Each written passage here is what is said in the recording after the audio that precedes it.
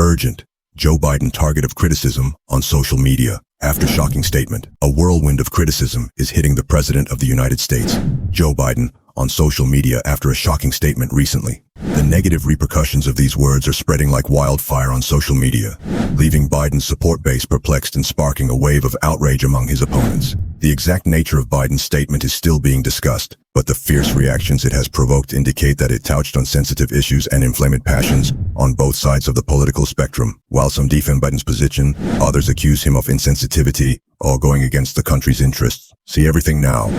The Biden White House marking Transgender Day of Visibility on Easter Sunday, setting off a firestorm of criticism. This year, Trans Visibility Day coincided with Easter, the holiest day on the Christian calendar, Resurrection Sunday. And while this isn't the first time President Biden and the White House have marked the transgender holiday, it was their most substantive on social media. It's the latest example of what is being described as faith under fire in America. Harris, many are arguing that, to that point, that there's been a, quote, faith under fire movement for quite some time, that ebbing and flowing, sometimes more flagrant than others, but many Christian Americans feel they've been persecuted, and it's been out in the open and sort of furthered by this administration in many ways, from Catholics being focused on in the FBI to downplaying by the media of certain events that have happened. And they can't help feeling this is one more nail in the coffin, and a large visible one. So if a holy day on the Islam calendar had fallen on March 31st, as did the holiest day on the Christian calendar, Easter, would they still have had Transgender Visibility Day, or would they have observed the day before or the day after? We often will do an observed day before or after the day that it actually falls on. In fact, we do that quite often with Veterans Day. It doesn't always fall on a Friday, and we do it with other days. So I'm just wondering, is Christianity getting, and for that matter, I mean, there are protests in the streets that are anti-Israel. And so is Judaism also getting the same treatment as some of these other religions that the president is being pressed upon by? Look, that Michigan vote mattered. I don't care what he and his people say. And yeah, some of it was about electric vehicles.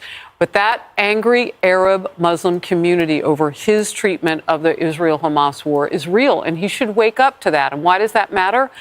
Because I don't think we are all being treated the same. I think he's flexing in one direction, trying to get that vote.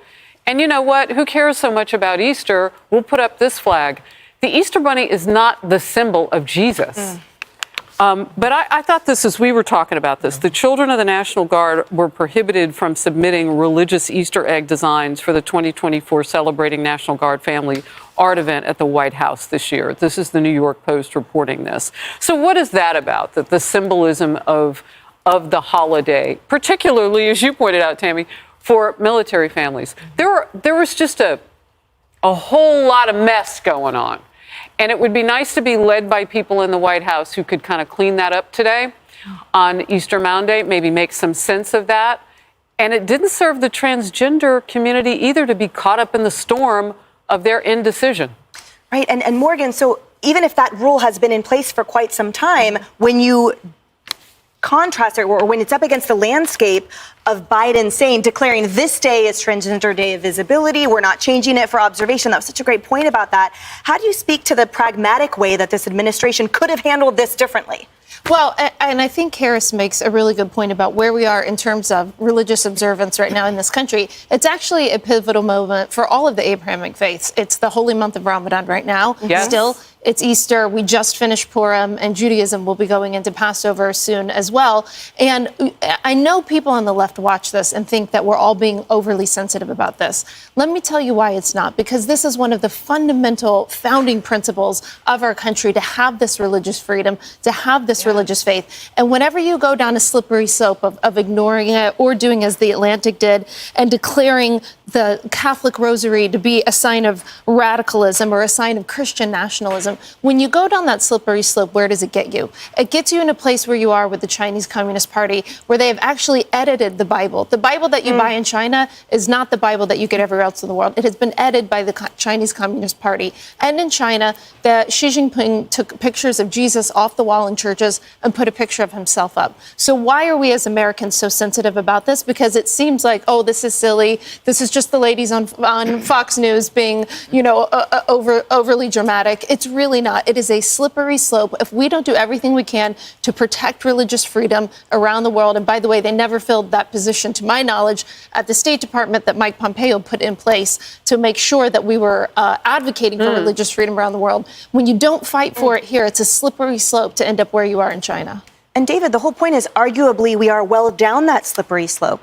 There's no unfounded hysteria happening. In 2022, The Atlantic ran an article that deemed the Catholic Rosary a symbol of religious radicalism. Right. Again, we know that the FBI somehow sort of promoted the idea that Catholic faith was connected directly to violent extremists. After the Nashville shooting, somehow Christians were to blame for it. It is a very, very real persecution here, in part because the slow drip, the benign impact of the media is actually quite horrific, because that drip is what shatters rocks. So I want to take kind of the 30,000-foot strategic view of what just played out.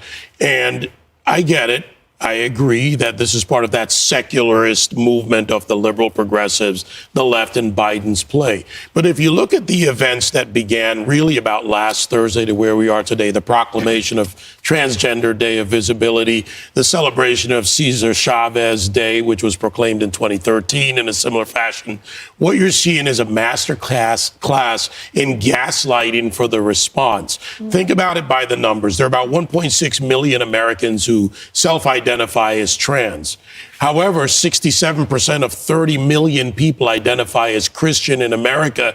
And if you take from that the number of people who celebrate Easter, shall we say, more openly, it's about 37%. That's 122 million. So who are they playing to? They're actually playing this for their base, for the reaction. And I think we need to put context together. It's true that they've had this attack. These are the same people that go after kids saying you can't put a religious symbol on an Easter egg in an art contest, but yet they will glorify the Virgin Mary being dipped in urine. It's not about art. It is about their attack to secularize, to demonize, to, again, take us apart as Americans and have us at each other's throats. And I think when we do that, we take away their power to overly influence people. And I think that's the context that helps us do that. Well, obviously I agree with all of this, but for someone who is, I'm a gay woman, for the part of the audience that might not know this yet, what is problematic, and we also heard Caitlyn Jenner's response to this, is that it was obscene. You get tired of being somebody's fetish. You get tired of being the pawn to be used to divide. So I agree with David in this regard. This has nothing to do with transgenders. As a matter of fact, they're being used. They're being used to divide Americans. It's like if you walk into a bar and scream something about someone's mom. You're looking for a fight, and they're looking for a fight. They want you talking about this instead of the border, instead of the economy, instead of crime that is increasing. They want you to look at other Americans as the problem. Well, none of us are the problem.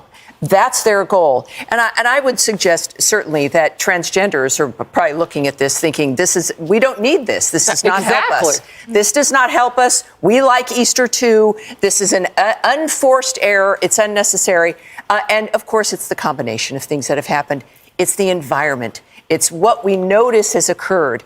But again, I would argue that it is a convenient dividing line when you've got Americans who are Christian versus perhaps Jews, versus gays and lesbians, versus transgenders. Enough of this. We have families, we have lives we need to live, no matter what our skin color, how we identify. We've got to be able to look to the future, and these individuals are looking for a fist fight in a bar. We can't give it to them. So I think we're united in that regard, to say the least. Well, and I do think that a part of the conversation is, and I think much like the transgender community got caught up in the storm, so did Muslim families. Yes. I mean, think about it. He's flexing so he doesn't have to pick the Christians on that day. But that doesn't help their cause either, because what happens when they're not his fetish, as you say? I mean, that's even hard to say. It feels so wrong, because it is. We shouldn't be anybody's fetish, not black people, not Hispanic people. We should just be Americans. What do you know? What a concept. Harris Faulkner. All right, guys, up next.